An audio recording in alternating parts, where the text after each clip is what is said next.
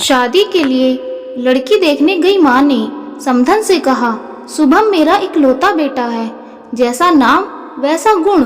जब मैं दूसरा बच्चा न होने के लिए उदास होती तो रमेश कहते, ईश्वर ने 10 बेटों के गुण दिए हैं हमारे शुभम में, लेकिन मेरा मन एक बेटी की चाहत में हमेशा कलपता रहा।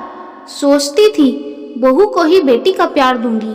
अपनी बहू की जो छवि मैंने सोची थी, मेघा उसकी बिल्कुल विपरीत थी। उसकी माँ ने ही हंसते हुए कहा, अपने नाम के विपरीत है मेघा, लड़कों की तरह वेशभूषा। हंसना बोलना अखड़पना भरा हुआ था उसमें। जाने शुभम को क्या दिखा इसमें। जींस और टी शर्ट में आकर उसने हेलो आंटी कहा। मैंने भी प्रत्युत्तर में हेलो ही कहा। तभी उसकी माँ बोली, आंटी के पैर छुओ बेटा।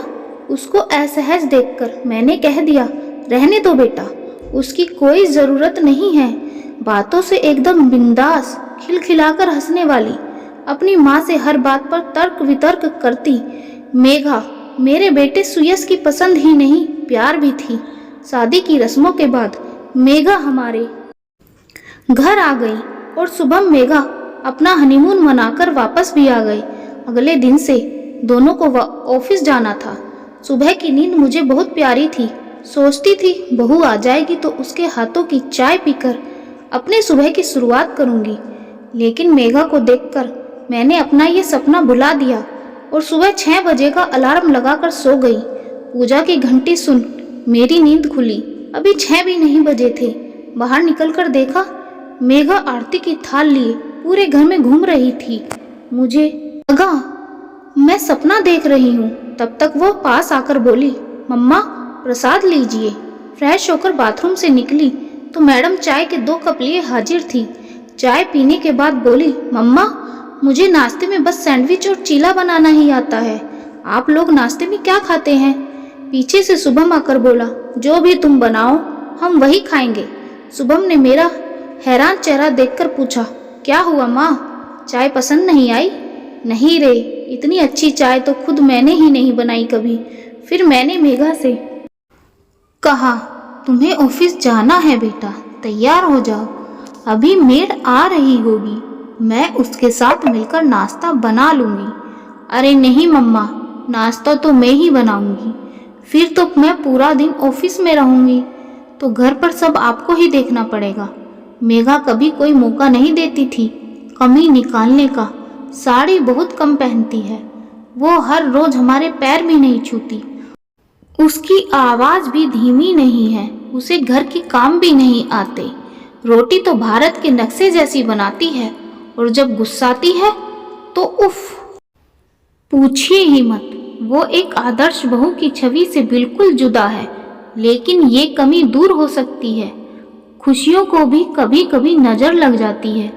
सब कुछ बहुत अच्छा चल रहा था कि रमेश को हार्ट अटैक आ गया। मैं उन्हें आईसीयू के बाहर से देख घंटों रोती रहती। उस समय मेरी मेघा ने मुझे सास से माँ बना दिया। मुझे अपनी बाहों में भरकर चुप कराती, जबरदस्ती अपने हाथों से खाना खिलाती। हर वक्त यही कहती, पापा बिल्कुल ठीक हो जाएंगे माँ। हॉस्पिटल के बिल, दवाइयों का खर्चा इस तरह से देती जैसे उसके अपने पापा का इलाज हो रहा हो।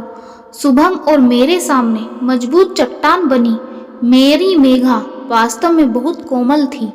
घर आने के बाद भी रमेश का ख्याल हम दोनों से ज़्यादा रखती।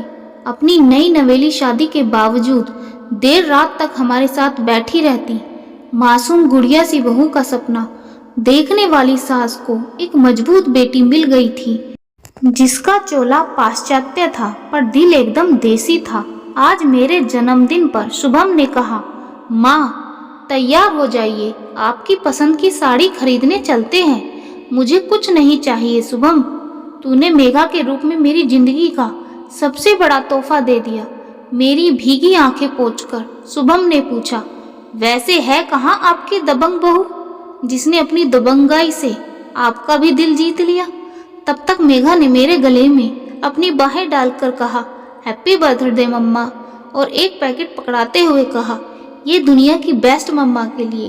पैकेट खोलकर देखा तो उसमें कांजीवरम साड़ी थी बिल्कुल वैसी ही जैसी मैं हमेशा से लेना चाहती थी।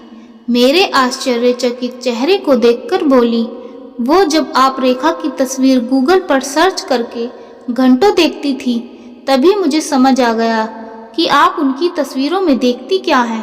अपनी जोरदार हंसी के साथ उसने फिर से मुझे गले लगा लिया।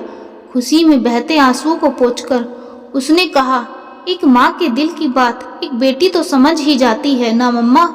हाँ मेरी मेघा बेटी। तो दोस्तों, आज की कहानी आप लोगों को कैसी लगी प्लीज़ कमेंट बॉक्स में लिखकर ज़रूर बताना, और कहानी पसंद आई हो तो लाइक करें, शेयर करें और चैनल को सब्सक्राइब जरूर करें। धन्यवाद दोस्तों।